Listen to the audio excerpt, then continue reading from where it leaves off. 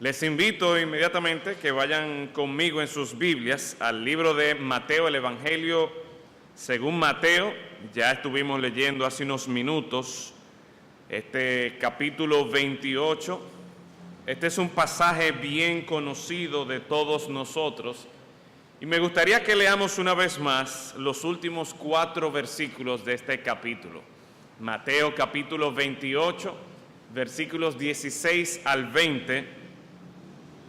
En esta sección, en esta porción de este capítulo, nosotros encontramos, y quizás ahí en sus Biblias, ustedes tienen como título La Gran Comisión. Y precisamente de eso es que vamos a estar hablando en la mañana de hoy. Mateo capítulo 28, versículo 16, dice allí la palabra de Dios. Pero los 11 discípulos se fueron a Galilea, al monte donde Jesús les había ordenado. Y cuando le vieron, le adoraron, pero algunos dudaban. Y Jesús se acercó y les habló diciendo: Toda potestad me es dada en el cielo y en la tierra. Por tanto, id y haced discípulos a todas las naciones, bautizándolos en el nombre del Padre, del Hijo y del Espíritu Santo, enseñándoles que guarden todas las cosas que os he mandado, y he aquí, yo estoy con vosotros todos los días hasta el fin del mundo. Amén. Vamos a orar. Padre eterno, en esta mañana es bueno para nosotros estar reunidos en tu casa. Es bueno para nosotros disfrutar de la comunión los unos con los otros, unir nuestras voces, unirnos como un solo hombre, como un solo pueblo, para adorarte a ti, Dios, creador del cielo y de la tierra, Dios nuestro Salvador, nuestro Señor. Gracias damos porque usted nos ha dejado su palabra, de forma tal que en este mundo lleno de tinieblas y de oscuridad por causa del pecado, nosotros podemos tener la luz de la esperanza que nos apunta a nuestro Salvador, que nos apunta a nuestro Señor Jesucristo, aquel que murió en la cruz para tener victoria, una victoria definitiva sobre el pecado, sobre Satanás, de forma tal que todo aquel que cree en Él puede también, Señor, tener la vida eterna. Gracias, Padre, te damos por el privilegio de que en tu gracia y en misericordia nosotros te conocemos y podemos llamarte a ti Padre nuestro y podemos acercarnos a ti no como extraños, sino como hijos. Todo esto por la obra perfecta y preciosa de nuestro Señor Jesucristo. A Él, Señor, queremos en esta mañana exaltar por medio de la predicación de tu palabra. Glorifícate, Señor, en que Cristo sea exaltado. No opiniones de hombres, sino tu palabra, tu Hijo Jesucristo sean exaltados. En su nombre los rogamos. Amén. Este pasaje, de manera particular estos últimos 4 versículos, comúnmente son conocidos como la Gran Comisión. Y si yo le preguntara a ustedes en esta mañana qué es una comisión no es nada más que una orden o que una misión que ha sido dada o que ha sido dejada por escrito. Y en este caso, quien está dando la misión o quien está dando la orden es nada más y nada menos que nuestro Señor Jesucristo. Esta misión que Él ha dejado a sus seguidores se plantea aquí de manera llana, de manera simple, de forma tal que todos aquellos que son discípulos de Cristo entiendan por qué razón el Señor no nos ha llevado inmediatamente al cielo, sino que nos ha dejado aquí en la tierra. Y esa razón, de acuerdo a lo que vemos en este pasaje, es ir y hacer discípulos. Nuestra misión aquí en la tierra, nuestra misión aquí donde el Señor nos ha colocado, es hacer discípulos de Cristo. Y si seguimos pensando en este término, en eso de la gran comisión o en la misión, A menudo cuando pensamos en una misión, una de las imágenes que pudiera venir a nuestra mente, si salimos más allá de lo que tiene que ver con lo que encontramos aquí en este texto, del evangelismo, de hacer discípulos, muchas veces cuando pensamos en una misión, pensamos en términos militares. Cuando un ejército es enviado a otro país o va a un campo de batalla y se le da una misión, todos esos soldados, todo ese ejército sabe para qué va, sabe cuál es su objetivo, sabe lo que tiene que hacer. Y no es cualquier persona que se une a este ejército para llevar a cabo esta misión, no. Son personas que han sido entrenadas, son personas disciplinadas, son personas que tienen un compromiso. Y usted ve que estos soldados no están con su mochila y con sus armas y de repente cogen el teléfono y se tiran un selfie. No, eso no están en eso. Ellos no van y se ponen un traje de baño y se tiran en el río a nadar o se van de compras mientras tienen esta misión. No, ellos están enfocados. Ellos tienen un objetivo. Y es mi deseo en esta mañana, hermanos, que nosotros podamos también asumir el mismo compromiso, podamos también identificar claramente cuál es ese objetivo que Dios nos ha dejado a nosotros.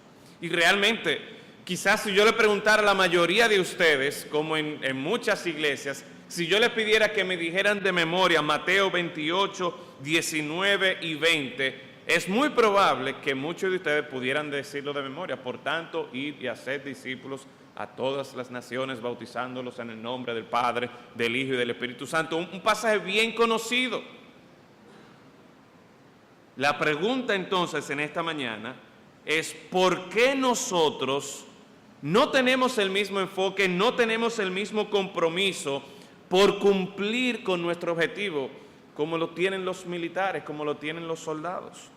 O quizás formulando la pregunta de una manera positiva, ¿cómo podemos nosotros como iglesia, cómo podemos nosotros como creyentes individuales asumir el compromiso de cumplir con la misión que nuestro Señor y Salvador Jesucristo nos ha dejado? Porque, una vez más, muchos de ustedes me imagino que saben, conocen de memoria este pasaje y saben, la misión aquí no está encriptada, no es un secreto, no, está claro aquí lo que el Señor espera de nosotros: ir y hacer discípulos.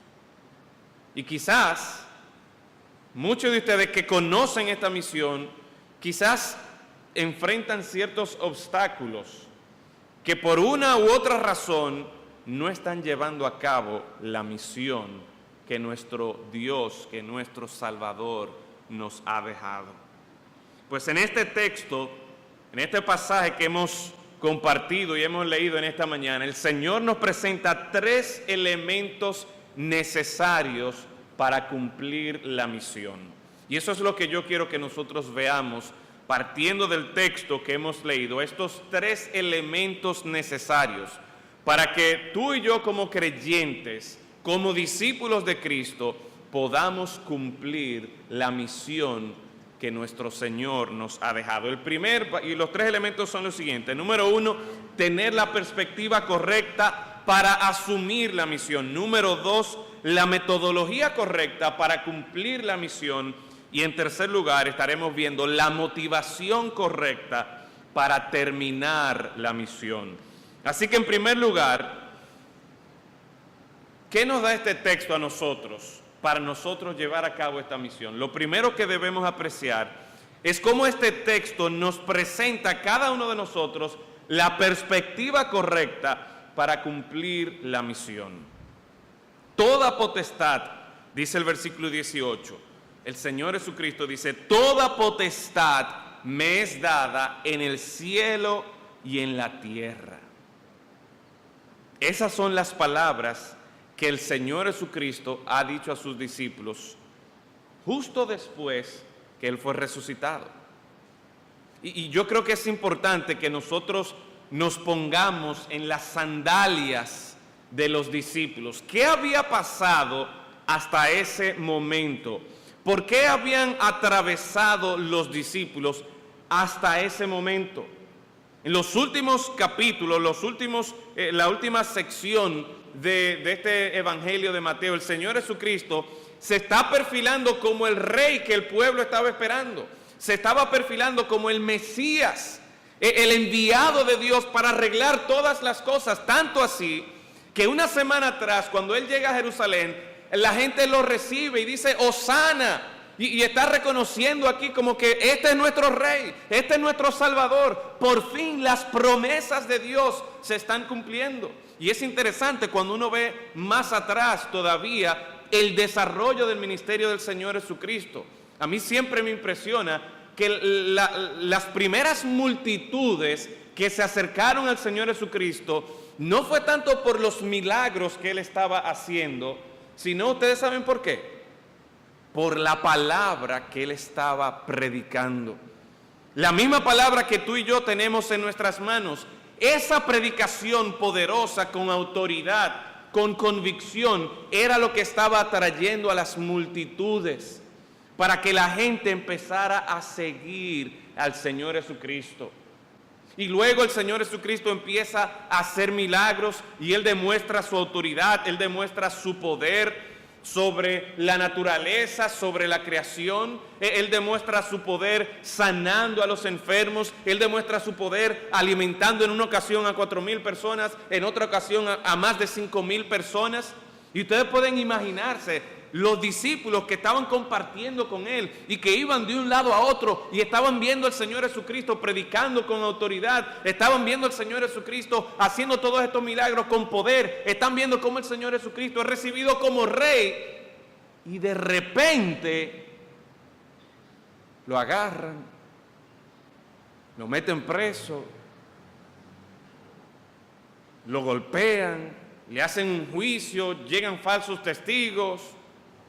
De repente, en menos de 3 días, Él está cargando una cruz y todavía ellos como que no le cuadra lo que están viendo, lo que está pasando.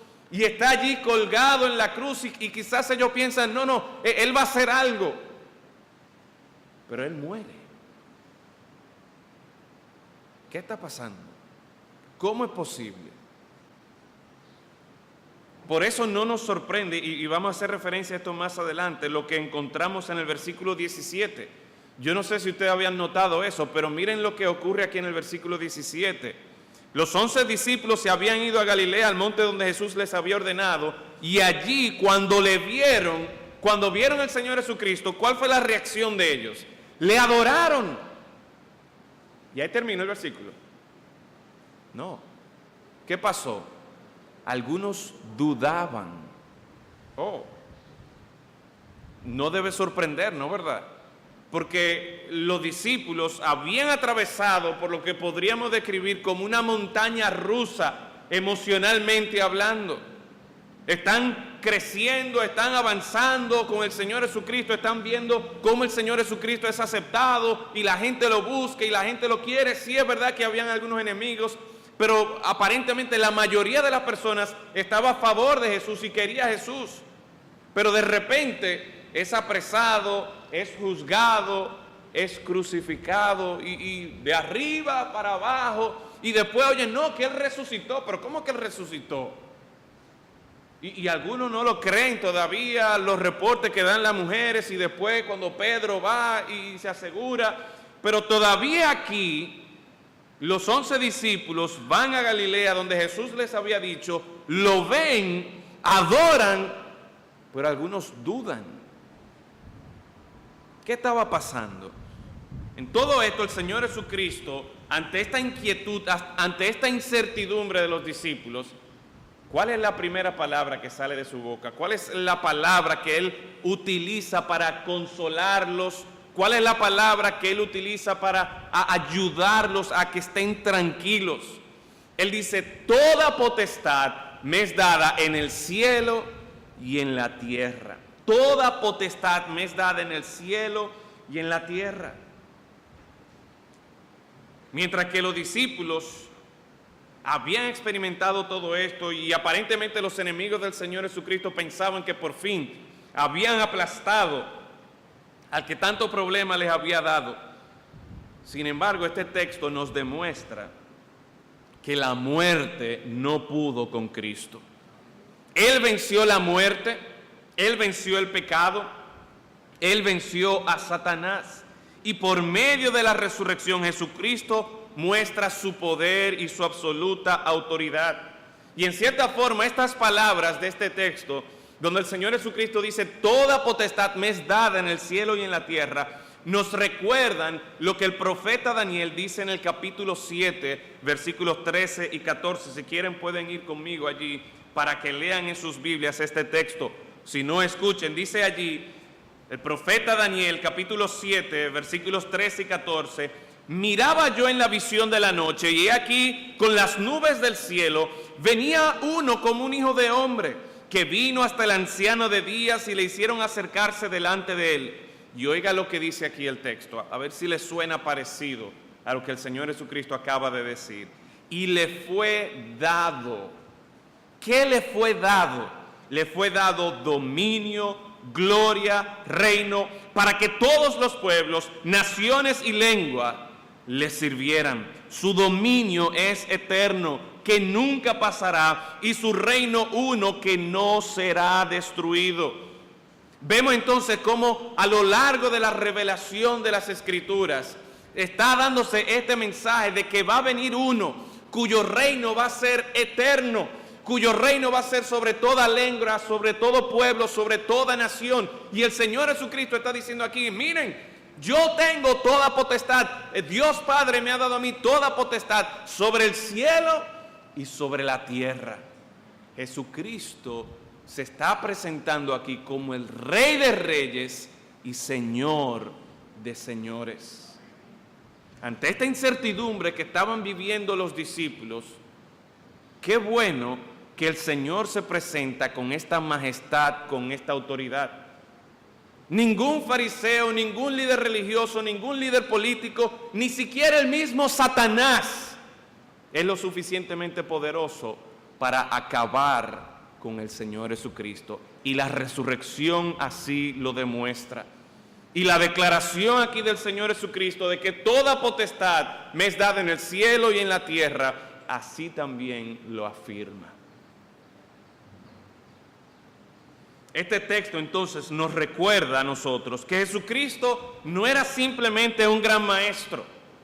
Él no fue simplemente un buen ejemplo a seguir. Yo no sé si ustedes han escuchado en la Navidad esos anuncios que supuestamente están hablando de Jesús, del niño Jesús, y lo presentan como un buen ejemplo a seguir. No, Él no es simplemente un buen ejemplo a seguir. Él no es un mártir de una causa. No, mis hermanos, Jesucristo es el verdadero Rey de Reyes y Señor de Señores. Y es Él que ha dado esta orden. Es Él que ha dado esta misión.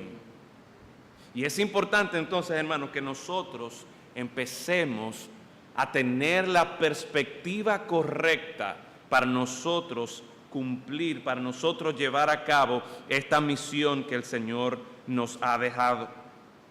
Como el Rey verdadero, Cristo tiene el derecho y la potestad de decirnos qué hacer.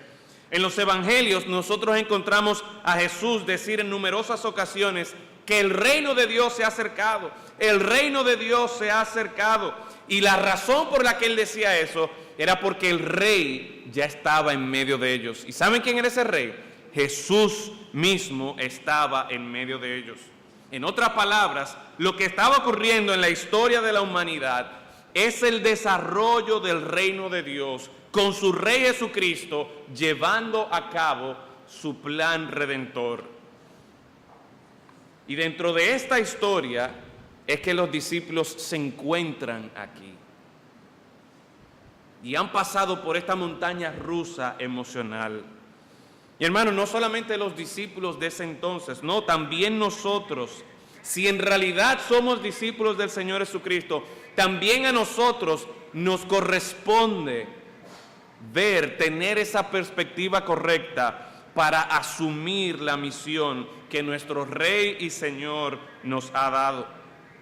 Tenemos la encomienda de seguir haciendo discípulos de Cristo, hombres y mujeres pecadores que reconozcan a Cristo como Salvador, como su única esperanza, como su único Rey verdadero. Pero ¿saben cuál es el problema? ¿Por qué no estamos asumiendo esta misión? Porque hemos perdido de vista la perspectiva de esta historia, que no es mi historia, no es la historia de cada uno en particular, sino es la historia de Dios. A menudo nosotros pensamos que yo soy el protagonista de mi historia, yo soy el personaje principal y el mundo y todo lo que ocurre en el mundo gira alrededor de mí. Pero hermano, nosotros tenemos que ubicarnos. Nosotros tenemos que recordar estas palabras del Señor Jesucristo y cómo Él se está proclamando cuando Él dice: toda potestad me es dada en el cielo y en la tierra. ¿Y dónde estamos nosotros? Estamos en la tierra todavía. Lo que significa que nosotros estamos bajo la autoridad ¿de quién? Bajo la autoridad del Señor Jesucristo. En otras palabras, que no se supone que yo viva para hacer lo que a mí me da la gana, que yo no debo vivir para hacer lo que yo quiero, para llevar a cabo mis sueños, sino que el propósito de mi existencia es yo seguir y hacer la voluntad de mi Rey, el Señor Jesucristo. Pero el problema es precisamente que hemos perdido la perspectiva de la historia. Al igual que los discípulos, vivimos con esa tensión que se describe ahí, de la que hablábamos hace un momento, en el versículo 17. Por un lado, ellos adoraron al Señor Jesucristo, reconocieron el valor de Cristo, la grandeza de Cristo, el poder de Jesucristo, que era evidente porque Él había vencido la muerte, Él había resucitado con poder. Y ellos lo están adorando. Pero en la misma línea, en el mismo versículo, ¿qué se nos dice? Que algunos dudaron. Algunos dudaron.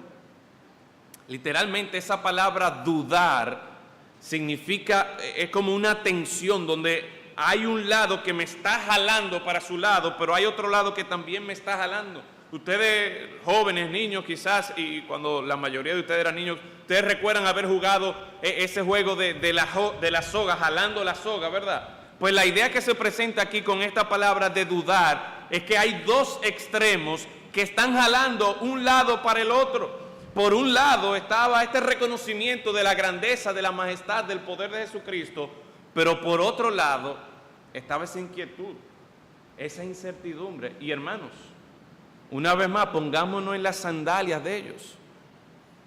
Ellos habían seguido a Jesús y habían visto su poder, habían visto su autoridad, pero también ellos habían corrido literalmente por su vida. Ellos estaban escondiéndose porque literalmente podían matarlo y eso creaba incertidumbre, eso creaba temor en la vida de ellos. Así que sí, reconocían la grandeza de Dios, pero por otro lado dudaban. Y es interesante que el Señor haya dejado eso aquí en la palabra, hermanos, porque muchos de nosotros pasamos por la misma situación. Muchos de nosotros aquí hoy domingo en la mañana cantamos con pulmón, con todo nuestro pulmón, con todas nuestras fuerzas y proclamamos que Jesús es Dios, que Jesús salva, que en Él hay salvación. Proclamamos y nos gozamos de la gracia y la misericordia de Dios. Y qué bueno es cantar a nuestro Dios. Qué bueno es que cantemos con todo nuestro ser.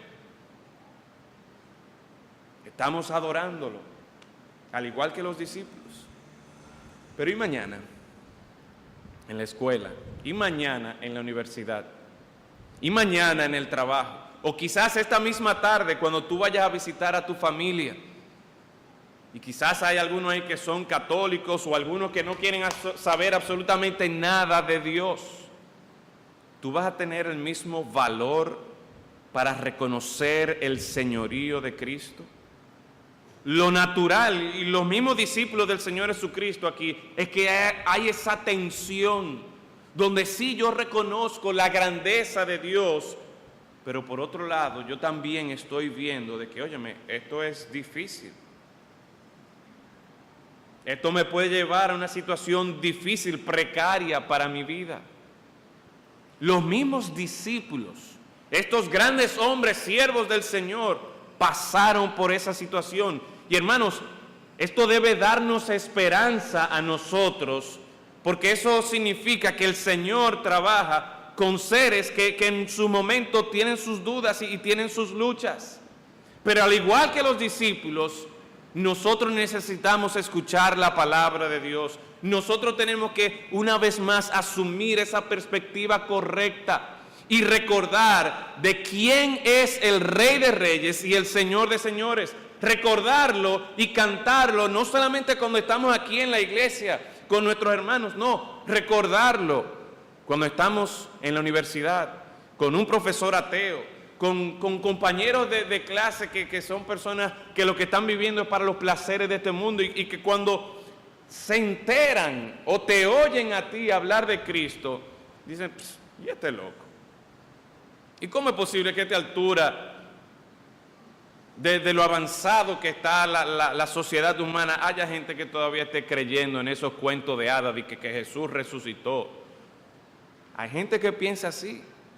Y cuando uno tiene que interactuar con personas así, óyeme, se hace difícil. Pero es en esos momentos donde nosotros debemos tener la perspectiva correcta y recordar que Jesús es el Rey de Reyes y el Señor de Señores. Que Él tiene toda autoridad, que Él tiene todo el poder. Así que no seamos rápidos en juzgar a estos discípulos que también dudaban, sino que al contrario, encontremos nosotros esperanza, encontremos nosotros gracia en eso. ¿Por qué?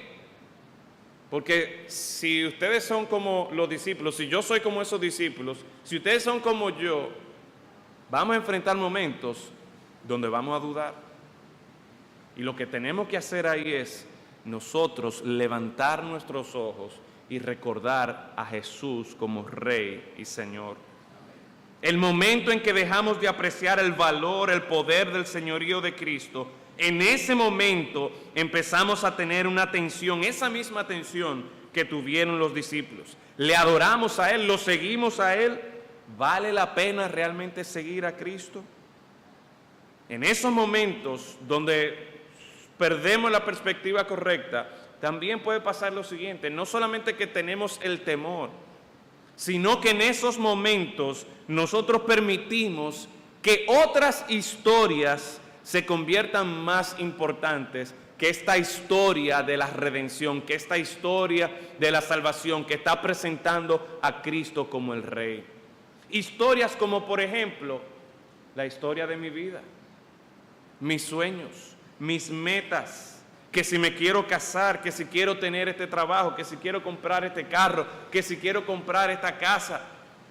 Y no hay nada de malo con uno tener sus sueños, con uno tener metas, siempre y cuando estén bajo el señorío de nuestro Señor Jesucristo. Porque en el momento que yo dejo de apreciar la grandeza y el valor de Cristo y yo me pongo por encima, pensando que mi vida, pensando que mis sueños son más importantes, ¿saben lo que yo estoy haciendo? Ahí yo estoy haciéndome a mí mismo como el Rey y Señor de mi corazón. Y en ese momento lo que nosotros tenemos que hacer es arrepentirnos, pedirle perdón a Dios y ponernos en nuestro lugar y poner a Cristo en el lugar que Él merece. Cuando Jesús dice, toda potestad me es dada en el cielo y en la tierra, tú y yo debemos reconocer que el reino ya tiene un rey. Y ese rey no eres ni tú, ni soy yo. Ese rey es Cristo Jesús. Por lo tanto, tu vida ya no debe girar en torno a tus aspiraciones, sino a la misión a la que nuestro rey nos ha dejado. Hermanos, esto significa que debemos ser intencionales. ¿Qué quiere decir esto? Bueno, de que si ahorita yo cojo un taxi, yo me pongo a hablar con el chofer del taxi y yo voy a estar consciente de que, espérate, esto es una oportunidad para yo predicarle, para yo mostrarle al Señor Jesucristo a este Señor. Que si yo voy a cenar o voy a comer con algunos familiares, de alguna manera u otra, ya sea simplemente orando y dando gracias a Dios por los alimentos y reconociendo de que estos alimentos yo los tengo porque Dios me los proveyó a mí, eso es un testimonio de que yo estoy reconociendo de que yo no soy autosuficiente, sino que yo dependo de mi Rey, el Señor Jesucristo. Y quizás eso pueda llevarnos a tener otra conversación. A mí me ha pasado que comiendo con mi familia extensa, a veces para Navidad y dando gracias al Señor, yo tengo un tío muy querido que después de que yo doy las gracias, pero ¿y por qué tú le das gracias a Dios? ¿Acaso Él vino y te pagó el puerco? ¿Acaso Él vino y pagó el arroz? Y eso es una oportunidad para yo predicarle y para yo mostrarle cómo el Señor me ha provisto. Y el punto es, hermanos, que nosotros tenemos que tener la perspectiva correcta. Si yo voy a ser intencional en cumplir la misión, yo tengo que recordar, Jesucristo es el Rey, Jesucristo es el Señor. Yo estoy aquí para llevar a cabo la misión que Él me ha dado. Y esa misión yo la voy a llevar a cabo no simplemente cuando yo me voy como misionero a África o a Haití o a China o a la India. No, yo soy misionero en mi lugar de trabajo. Yo soy misionero en la casa donde yo vivo para mis vecinos. Yo soy misionero en la universidad, en la escuela donde yo estudio. En todos esos lugares yo debo reconocer el señorío de Cristo. Yo no sé cuántos de ustedes conocen cómo manejan los pilotos automáticos de los barcos, pero hace unos días yo estaba viendo un video, como un documental de distintos veleros, y una de las cosas que tienen los capitanes de los veleros es que ellos tienen un instrumento ahí que es como un piloto automático, de forma tal que ellos están monitoreando cómo va el barco, pero ellos no tienen que estar manejando el barco las 24 horas del día. Por causa de las olas es muy fácil para el barco salirse de la ruta y por eso tiene que haber alguien siempre ahí o debe haber un piloto automático.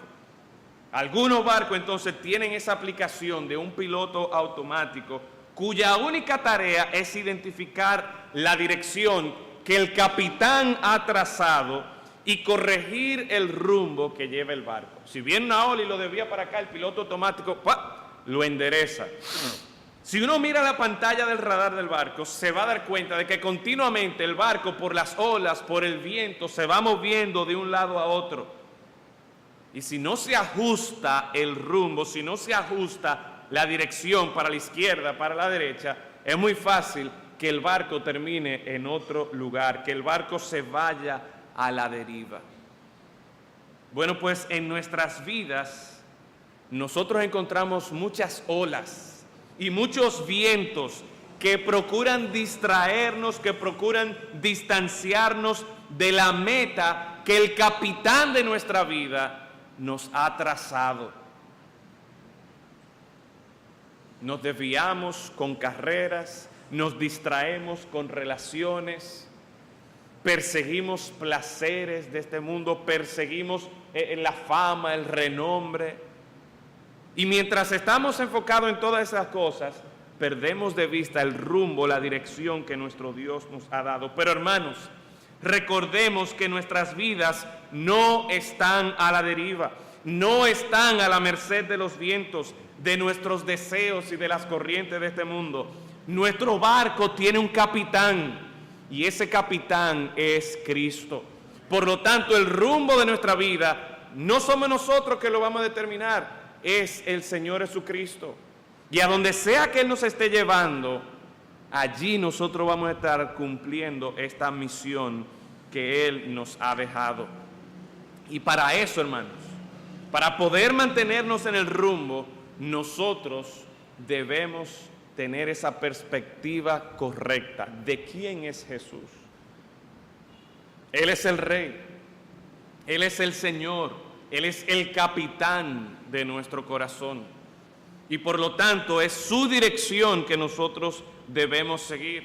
Tristemente muchos de nosotros pensamos que esto de la gran comisión es algo que si nos da tiempo en la semana, si el sábado yo estoy libre o si el jueves yo tengo tiempo, yo voy a ir a predicar. A veces algunas iglesias tienen momentos específicos donde la iglesia, donde un grupo de hermanos salen a predicar. Y uno piensa de que, bueno, si yo cumplo con ese horario de 1 hora a la semana, pues ya yo estoy cumpliendo con la misión que Dios me ha dado. Pero no, hermano, la idea es que nosotros en todo momento, en todo lugar que estemos, seamos intencionales en llevar el mensaje del Evangelio. Esto no es algo que si me da tiempo, yo voy a hacer. No, hermanos, esto es lo que Dios espera de nosotros. Así que para cumplir esta misión de hacer discípulos de Cristo, lo primero que necesitamos, el primer elemento que este texto nos presenta aquí, es que necesitamos tener la perspectiva correcta para asumir la misión. Si yo no estoy reconociendo a Jesús como mi Señor, como mi Salvador, no hay manera de que yo voy a involucrarme en esta misión. Pero en segundo lugar, el texto también nos presenta cómo hacer discípulos. En otras palabras, el texto nos presenta la metodología correcta para cumplir con nuestra misión. La metodología correcta para cumplir con nuestra misión. Y esto lo encontramos en los versículos 19 y 20. Miren conmigo una vez más el texto ahí. Por tanto, id, y este es el mandato, haced discípulos. ¿Cómo vamos a hacer discípulos? Dice ahí, id, haced discípulos a todas las naciones. ¿Cómo? Número 1, bautizándolos en el nombre del Padre, del Hijo y del Espíritu Santo. Número 2, enseñándoles que guarden todas las cosas que os he mandado. A menudo uno que conoce esta misión, que conoce la expectativa que Dios tiene para nosotros, uno dice, sí, yo sé que el Señor quiere que yo haga discípulos, pero ¿cómo hago discípulos? Bueno, este texto nos presenta cómo se hacen discípulos de Cristo. Y hay dos verbos aquí que nos dicen que modifican este mandamiento de hacer discípulos. ¿Cómo hacemos discípulos? Número 1, bautizándoles. Número 2, enseñándoles. Ahora, si yo les hago a ustedes la pregunta, le voy a hacer un pruebín aquí, una pregunta de teología, a ver cómo está su teología. Si yo les hago la pregunta a ustedes en esta mañana, ¿el bautismo salva? ¿Qué ustedes me dirían? No, correcto. El bautismo no salva. La palabra de Dios es bien clara. Nosotros somos salvos por la gracia, por medio de la fe, ¿verdad? Porque por gracia sois salvos por medio de la fe en el Señor Jesucristo. Entonces, ¿por qué aquí dice el Señor, y de hacer discípulos bautizándolos? Bueno, la idea aquí de esto de bautizándolos en el nombre del Padre y del Hijo y del Espíritu Santo es que nosotros debemos entender qué significaba para los judíos en ese tiempo lo que era el bautismo. Y no solo para los judíos, sino para los gentiles, es decir, para todo aquel que no era judío. Porque en ese tiempo el bautismo no era un asunto exclusivo de los cristianos evangélicos. No, el bautismo era un ritual que personas que estaban asumiendo un nuevo compromiso o se estaban identificando con una nueva ideología o con una nueva filosofía de vida, ellos participaban de un bautismo por medio del cual ellos daban a conocer a todos aquellos que estaban allí de que ellos ahora iban a vivir su vida adoptando una nueva creencia, unos nuevos principios de vida. ¿Qué quiere decir esto? Bueno, de que aquella persona que se estaba bautizando estaba públicamente haciendo un compromiso. Y en cierta forma, hoy día, cuando nosotros cumplimos con esta ordenanza que el Señor nos ha dejado, que es una de las dos ordenanzas que el Señor nos ha dejado del bautismo, nosotros entendemos que el agua en sí misma, hace unos meses atrás, nosotros en nuestra iglesia hicimos un bautismo y el agua, lo único de especial que tenía era que estaba muy fría. Pero fuera de eso, esa agua, no había poder en esa agua. El agua no era mágica. El agua no tenía nada de especial. Pero lo que está ocurriendo allí es este símbolo donde la persona se está diciendo públicamente delante de todos los que están allí que yo he muerto al pecado, esa pasada manera de vivir, y ahora cuando salgo del agua, yo estoy viviendo para Dios una nueva manera de vivir. ¿Qué quiero decir con todo esto? Que por medio del bautismo, por medio de esta ordenanza, la gente lo que está haciendo es que está reconociendo a Cristo como el Señor de sus vidas. Está haciendo un compromiso delante de todos los que están allí presentes de que ya yo no voy a vivir para mí, ya yo no voy a vivir de acuerdo a esa antigua manera de vivir. Ahora yo voy a vivir para mi Salvador, para mi Señor Jesucristo. Hoy día cuando una persona se bautiza, está mostrando públicamente que su vieja vida ha pasado y ahora está comprometida a vivir para con el Señor. Repito, el bautismo no salva. Es una señal de identificarse con Cristo como Rey y Señor. ¿Y por qué una persona reconocería a Cristo como Rey y Señor? Por lo que vimos en el versículo anterior. Porque ciertamente Él es el Rey, Él es el Señor, Él es el único que ha vencido la muerte, Él es el único que ha resucitado con poder y sigue vivo. Ciertamente hubo otras resucitaciones, tanto en el Antiguo Testamento como en el Nuevo Testamento, pero todas esas personas murieron. Cristo resucitó y sigue hoy día a la diestra del Padre.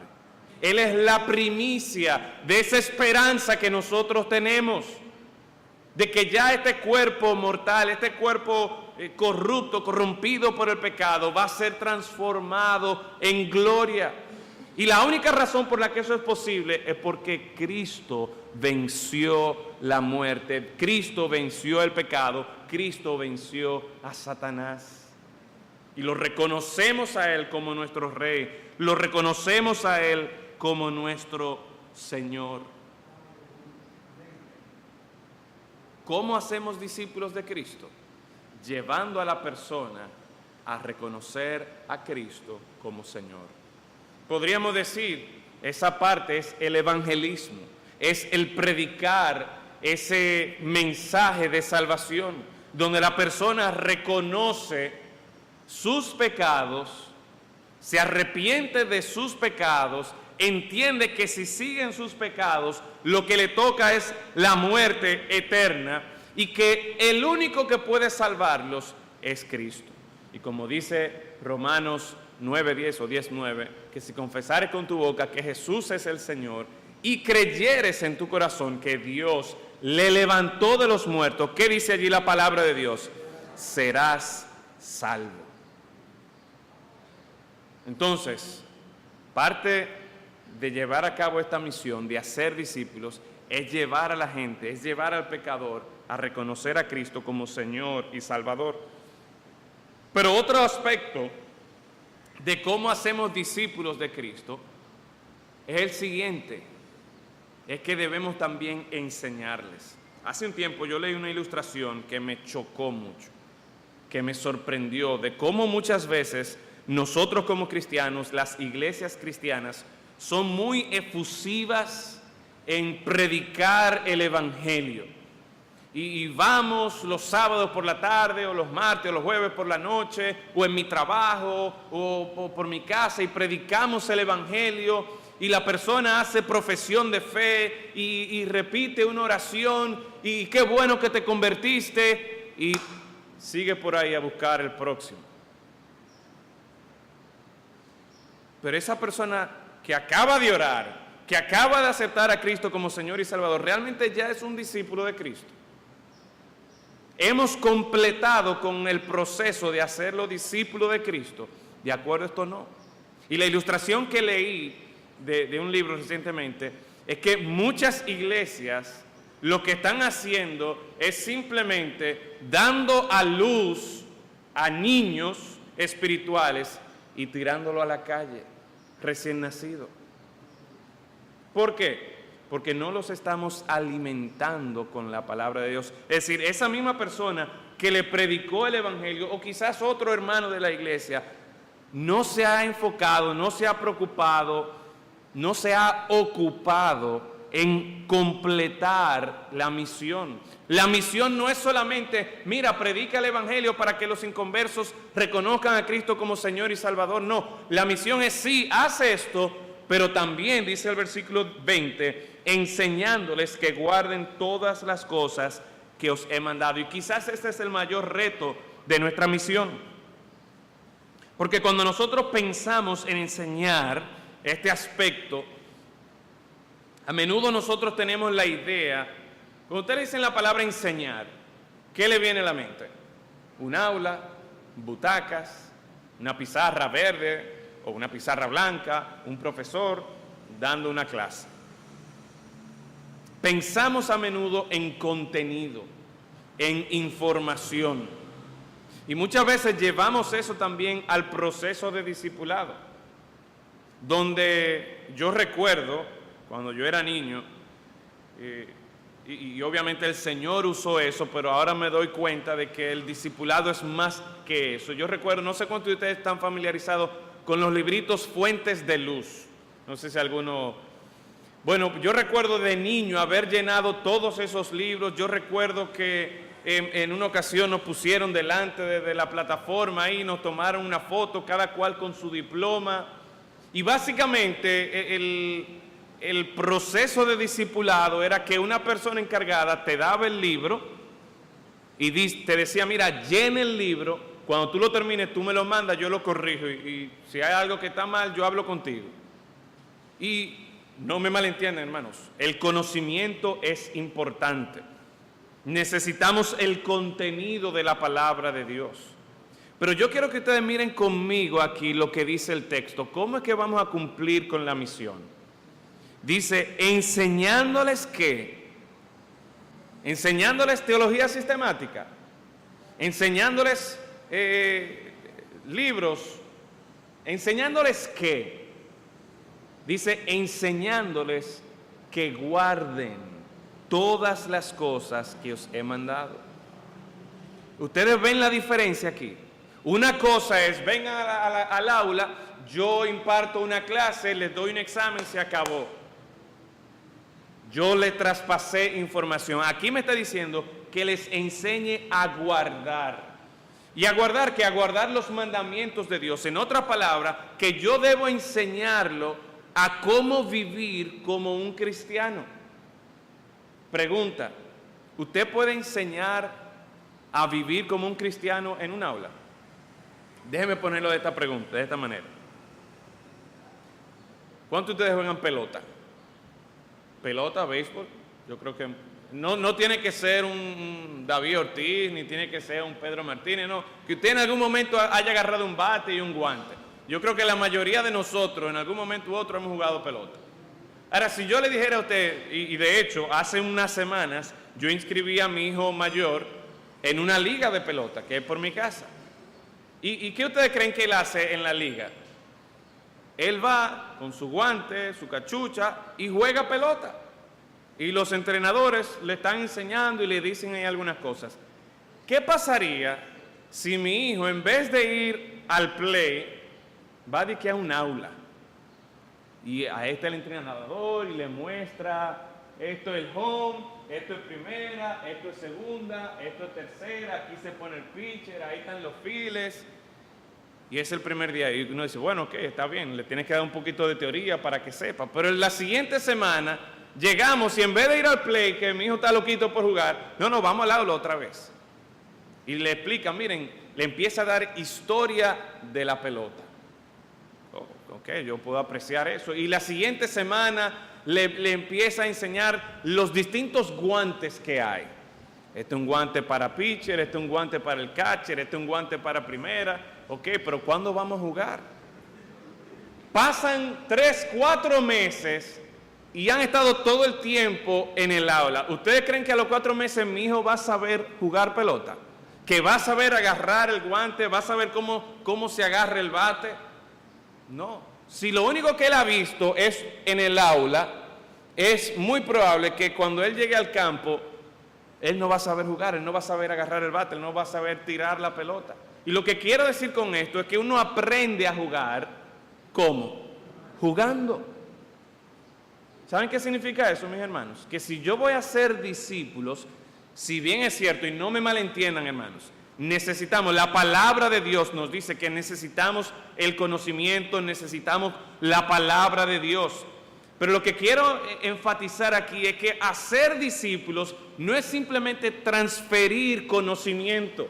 No, hacer discípulos es primero llevar a una persona a que reconozca a Jesucristo como Señor, pero en segundo lugar, yo lo voy a coger al lado a esa persona y le voy a enseñar, mira, así se vive como cristiano. Que yo lo cojo y lo monto conmigo en el carro. ¿Ustedes creen que es un momento importante para aprender cómo vivir como cristiano? Manejando en las calles de nuestro país.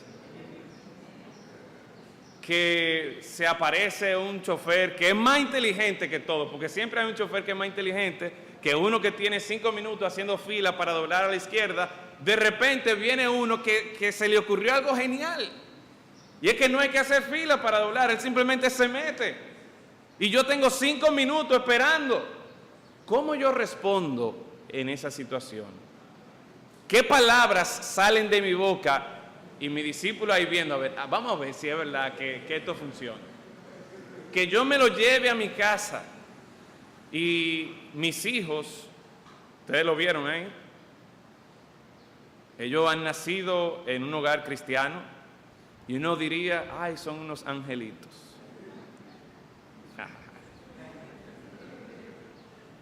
¿Cómo yo respondo cuando mis hijos están peleando, cuando se están quitando el control de la televisión, cuando uno le coge un juguete al otro, cuando el otro le come la galletica?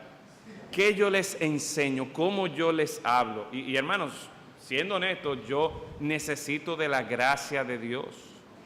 Porque algo que mi discípulo va a ver es que yo no soy un padre perfecto. Que a menudo yo voy a explotar. Pero ¿qué yo hago? Yo tengo que pedir perdón. Y eso es parte de lo que él tiene que ver. Y el punto es, mi hermano, que si vamos a ser discípulos de Cristo, ¿saben lo que esto implica? Esto implica que yo voy a tener que invertir mi vida en otra persona. ¿Y a quién le suena eso? Marcos, el libro de Marcos nos dice que el Hijo del Hombre no vino ¿para qué? No vino para que la gente lo sirviera. No vino para que la gente lo adulara, Él no vino para ser servido, Él vino para servir. ¿Y para qué? Para dar su vida. Y hermanos, si somos discípulos de Cristo, nosotros tenemos que tener esa misma mentalidad de que para llevar a cabo esta misión, yo tengo que invertir mi vida en los demás. Entonces, la metodología para ser discípulos es, número 1, llevar a la persona que reconozca a Cristo como Señor, pero número 2, ayudar a esa persona, enseñarle a esa persona cómo vivir como cristiano. Por último, este texto también nos ayuda a nosotros a cumplir con la misión cuando nosotros vemos que el Señor aquí también nos da la motivación correcta para terminar la misión.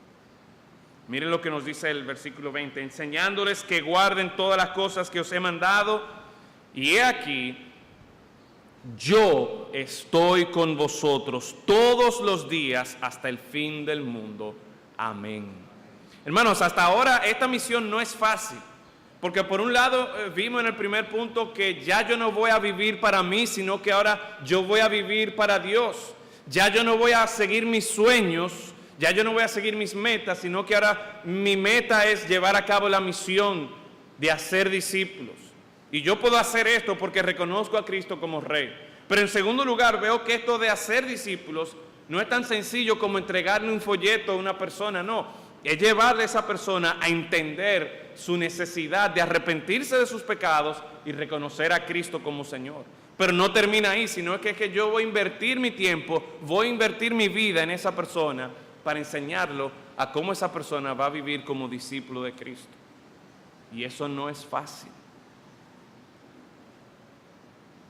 Es por eso que cuando llegamos a esta motivación podemos descansar. Porque ¿qué promete el Señor aquí? Yo estoy con vosotros.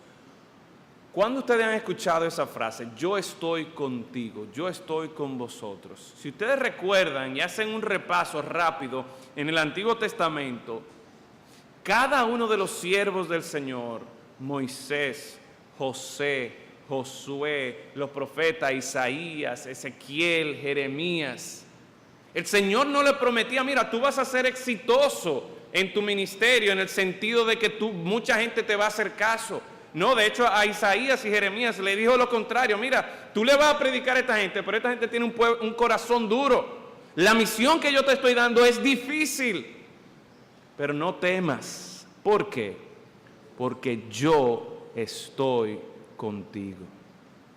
Oh, si Moisés, José, Josué, Isaías, Jeremías y el resto de los siervos del Señor pudieron llevar a cabo la misión que Dios les dio a ellos con esta promesa, mira la promesa que el Señor nos está dando. He aquí, yo estoy con vosotros. Los domingos. No, dice ahí, todos los días hasta el fin del mundo. ¿Qué significa esto, mis hermanos? Que cuando nosotros estamos pasando por momentos difíciles, por momentos donde, óyeme, la situación, como estaban los discípulos, que por un lado adoraban, pero por otro dudaban, yo debo recordar, yo no estoy solo. El Señor está conmigo. Hace un tiempo atrás, le compré una chichigua a Lucas, al mayor de mis hijos. Y fuimos no recuerdo, fue al patio de nuestra iglesia, que es bastante amplio. Y él estaba intentando ahí con la chichigua a ver si volaba. Y no podía. Y yo le dije, no, Lucas, no te apures, vamos a esto. Ahí viene la brisa, había una buena brisa esa tarde. Y yo cogí la chichigua, él la tenía por otro lado y empecé a jalar y empecé a correr. Pero en todo esto, él tenía la chichigua. ¿Y saben qué él estaba pensando? No, soy yo que la estoy jalando, soy yo, la chichigua está subiendo porque yo la tengo. Mira papi, pero a todo esto, sí es verdad que él la tiene, pero yo estoy jalando la chichigua. Y yo le estaba diciendo, mira, está volando, la pusimos a volar la chichigua, está volando, lo logramos. ¿Saben qué? Nuestro Dios, nuestro Señor y Salvador, que nos ha encomendado a ser discípulos, Él sabe que esta tarea, que esta misión no es fácil, pero Él está con nosotros. Y Él nos da su gracia, Él nos da su poder. Y qué privilegio es, hermanos, que nosotros podemos llevar a cabo la misión de Dios y en cierta manera ser como compañeros de trabajo de Dios, que nos unimos a su misión y logramos contribuir no por nuestra fuerza, sino porque nuestro Señor y Salvador están con nosotros. Cuando nosotros tenemos esa motivación de que yo no estoy solo aquí, el Señor está conmigo, así podremos terminar esta misión. Quiere el Señor que cada uno de nosotros podamos recibir esa gracia de Dios por medio de su palabra, de que salgamos de aquí sabiendo de que sí, yo tengo una responsabilidad, el Señor me ha dado una misión, yo he recibido esta orden de hacer discípulos. Y ya yo sé lo que tengo que hacer. Y yo sé que no va a ser fácil, pero el Señor está conmigo. Hermanos, salgamos de aquí reconociendo a Cristo como nuestro Señor, teniendo la perspectiva correcta. Salgamos de aquí sabiendo también cómo el Señor espera que hagamos discípulos, pero salgamos de aquí también con la confianza de que nuestro Dios está con nosotros. De que sí es verdad, somos débiles, pero Él es fuerte, Él es poderoso, su gracia es abundante, su poder se aprecia más aún en nuestra debilidad. Hagamos discípulos del Señor Jesucristo. Padre, gracias damos por su palabra y la forma en que usted nos ha hablado, nos ha retado en la mañana de hoy, recordándonos de que no vivimos para nosotros, sino vivimos para aquel que murió y resucitó y nos da esperanza de salvación.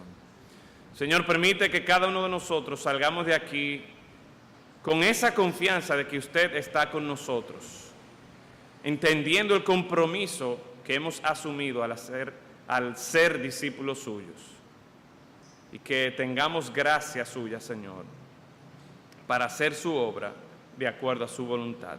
En Cristo Jesús lo rogamos. Amén.